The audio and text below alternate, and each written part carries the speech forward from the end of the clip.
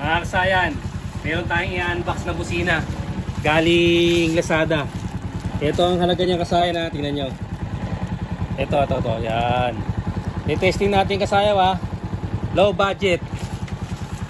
Low budget o yung tinatawag ng budget meal. Ito siya. Napakamura kasayan. Ang tanong, tutunog kaya ng maganda?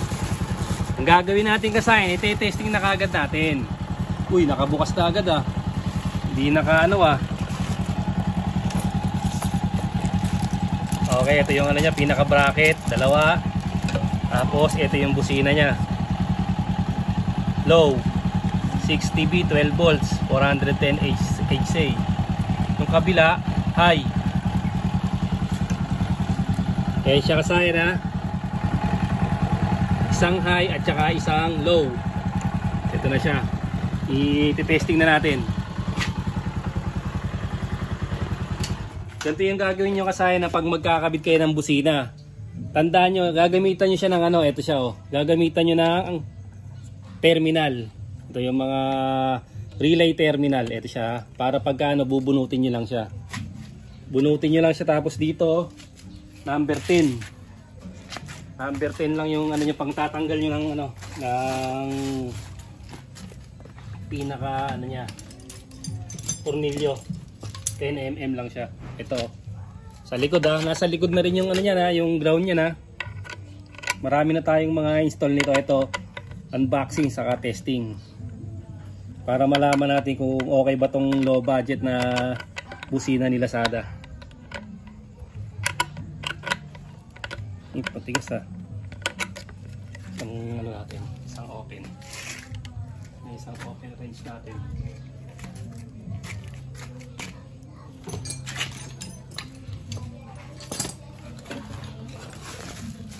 Gis, number 10 na open.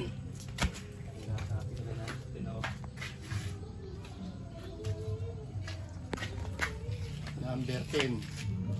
Pumunta tayo sa kabila. Sa kabila, madali ah. Yun.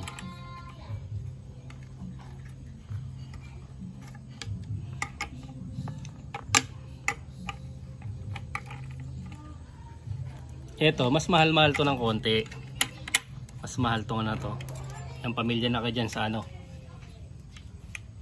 MOCC.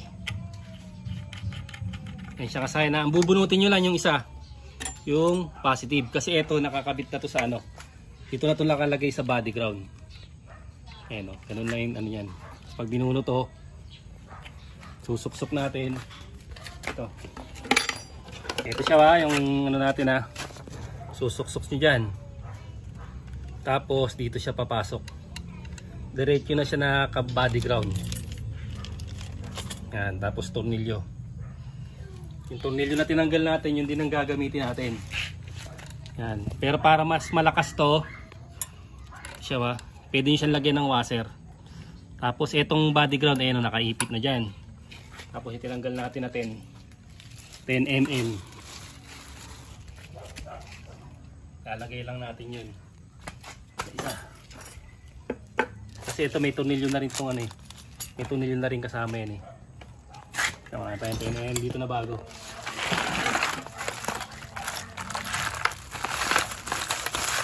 Ito, lagyan na rin natin ng ano ha, para mas sigurado. Ito, tsaka itong ano, washer. Tingnan nyo kasaya no.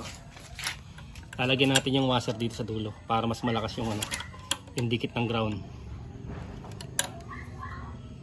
Ayan na, naka ano lang siya, naka body ground lang oh. Kaya maiksi lang yung wire nya.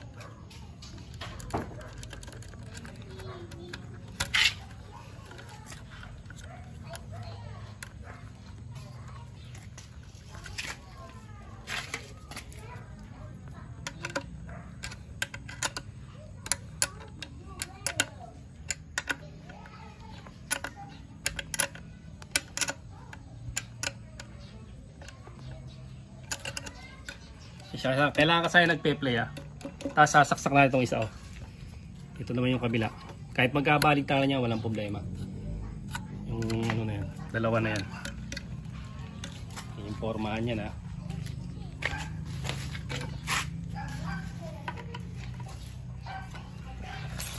Naman itong isa na ba? Hindi pumasok sa ano.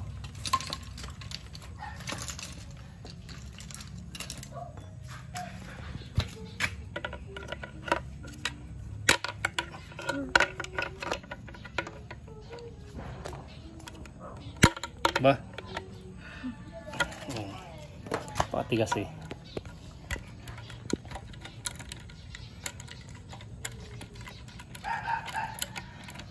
Siya ba? Ayan na siya. Ito yung washer dito para mas diin na diin yung ano, yung body ground. Kasi ito yung isa. Pagpasok niyan dito, nakapasok yung ano natin. Yung body ground natin dulo. Ayan siya. Siyempre, higpitan niya mabuti para kapit na kapit sa ground.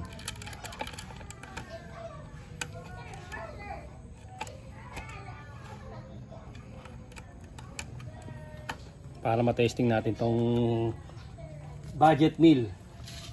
Less than 200 pesos. May na natin ipipik siya ng gusto. Natin makita yung open natin na gis. Kailangan lang dikit na dikit to kasaya na para maano yung ano, mapalabas natin yung magandang sounds. Tapos ito yung ground. Yan yung isa ha.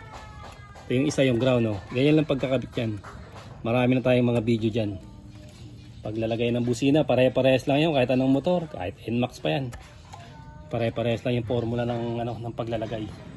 Nakasaya nagpe-play ha. Tapos ito, pwede nyo siyang ipwesto kung anong yung saan kayo nagaganda na pwesto, kung paano.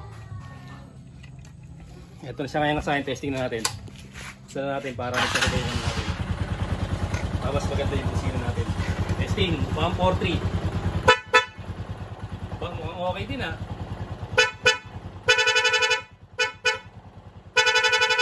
Ito siya kasaya no. Ayan siya kasaya na. Murang mura. Ayan. Ito, asan ba yung orderan dito? Yung code nya. Alam mo lang yan para alam nila pagka gusto nila mag-order, dyan sila mapa-order. Ibig sabihin kasahin, okay siya ha. Narinig nyo naman yung tunog. Kaya sa mga gusto, dyan lang kayo kasahin tumingin ha. Ito pa, testing rin natin.